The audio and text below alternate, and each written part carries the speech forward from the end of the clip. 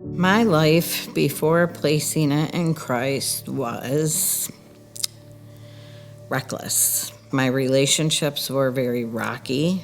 They were broken. There was a lot of abuse. My mother and father fought over my brother and I, so my mom took my brother and left me behind, so that was tough for me. And I struggled most of my life with depression, and then addiction kicked in. Addiction took over the rest of my life. And through addiction, I suffered with guilt and shame. It was just a really rough life for 30 years. I got caught up in the legal system because of my addiction, and my children were taken away from me.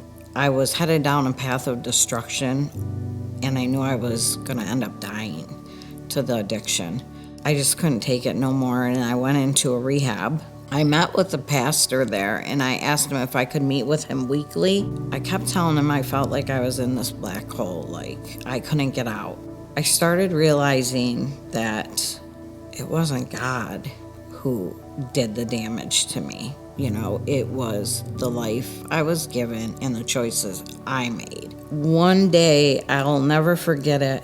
It was July of 2024, and I had woke up because I felt this shaking of my bed. I felt like I was pinned down, like I was trapped in my bed and I couldn't get up. And all I could make out was this giant black shadow, and it was like gliding out of my room. And then all of a sudden I just felt this like freeing feeling. And I jumped up all of a sudden out of my bed, my door was open, and I just started crying.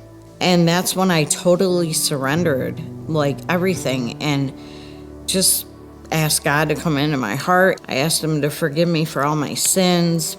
And I knew that that was like some kind of demon or something that had come out of me. And when I had met with the pastor later that day, I had told him the story, and he said, sometimes that does happen. Like people really like feel like they're possessed or something. After that day, my life changed. I'm at more at peace in my life, and I sing to Jesus, I talk to Jesus.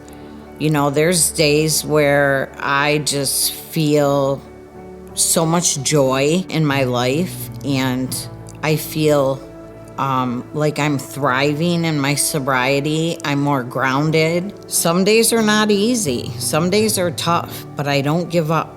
I just continue to stay positive, and I continue to pray, and I continue to ask God to give me patience, and He does. I want to be baptized today for the world to know that Jesus died on the cross for me and my sins.